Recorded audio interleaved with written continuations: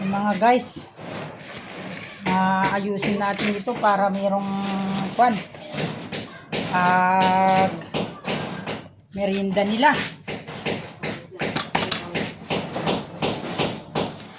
Ang daming sitaw mga guys, oh, sanggaluton. So gagawin po natin ito mga guys. Gawin natin ito dahil para meron silang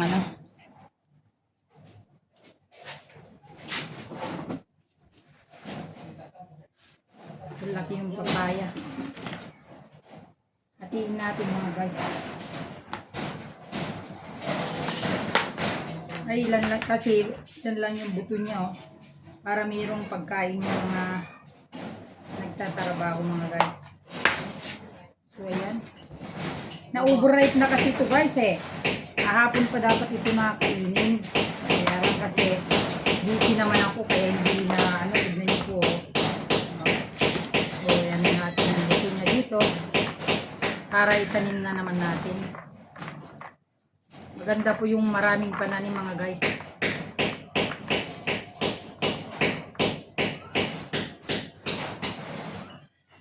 Jumare, haluin mo yan! Jumare!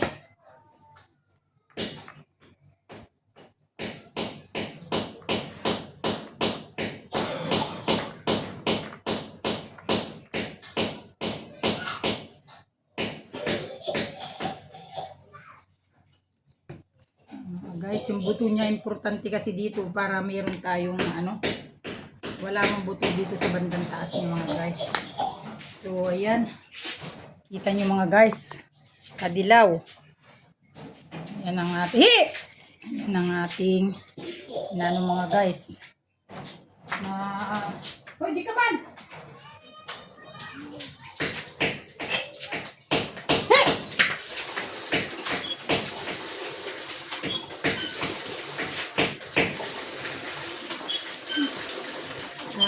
Ang dami itong binili namin dito mga guys sa mga nagtitinda, oh. Kasi may dadalhin dun sa patay. So ayan po yung buto niya. Ibibilad na naman natin mga guys para meron na naman tayo. Ayan. So ayan. Iwain natin kasi bawat isang kumakain isa. So yan.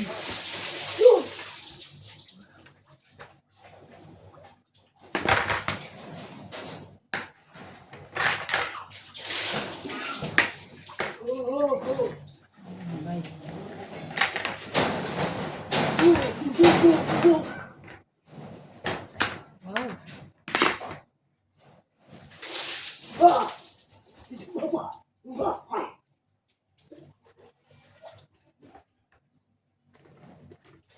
Yan mga guys, oh.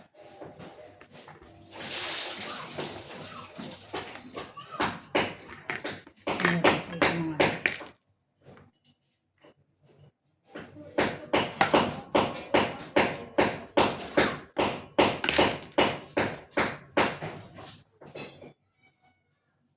So, ayan mga guys, para may dessert yung mga nagtatrabaho. So, yan, ibibilad na naman natin yung kanyang buto para meron na naman. Kagaya nito, initas ko, ang gagawin ko dito ay bibiyakin ko, kukunin ko rin yung buto niya mga guys. So, ito ang pinakamaganda pag namunga na yung ating tanim. So, ilalagay muna natin sa ref ng 15 minutes. Tapos, saka natin, mga guys, saka natin ilalabas pagkakain na sila. So, thank you for watching.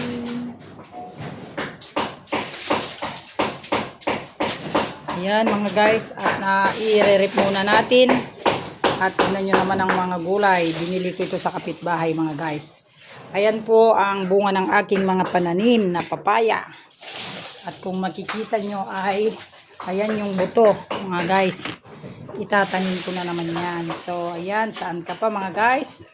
Salamat sa inyong panunood. At lunch na naman, nagluto rin tayo ng buro. Saka meron din tayong yan mga guys. So, napaka sarap po yan, no, papaya.